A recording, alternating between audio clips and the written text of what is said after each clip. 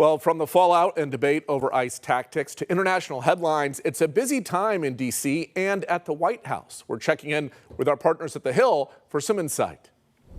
Judy, let's start with ICE and recent enforcement headlines. We had a federal shooting here in Portland a week ago. Obviously, there was the fatal shooting in Minneapolis and another shooting there this week. Is any of this concerning to the White House, or is there a sense they'll just keep pushing forward no matter what? It might be concerning, but they have given the message that they're going to keep pushing forward no matter what.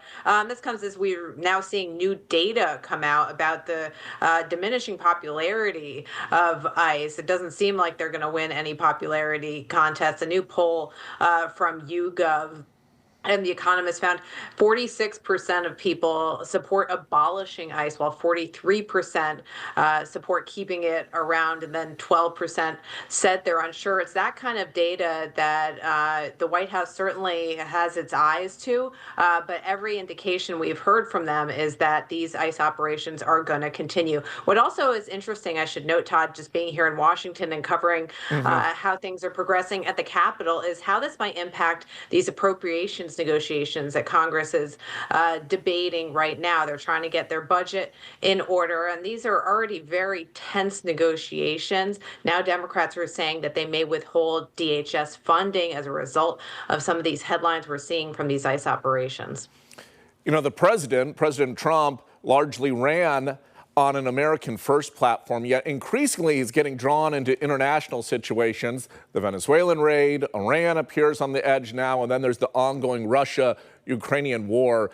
Is any of that proving a distraction for the administration? I mean, there are a lot of people who still haven't felt relief when it comes to domestic issues like affordability.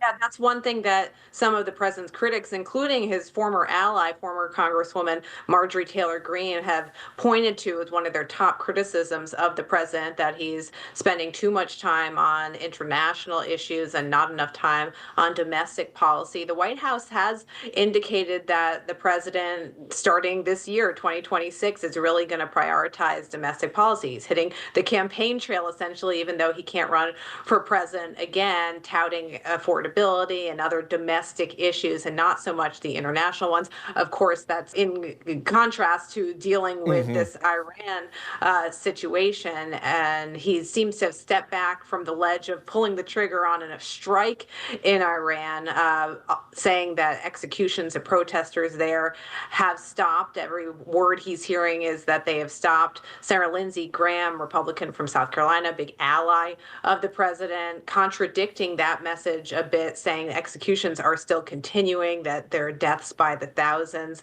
every hour, and urging the president to take action in that country. Yeah, it'll be something to watch over the next few days, no doubt about that. Judy Kurtz from the Hill. Judy, thank you.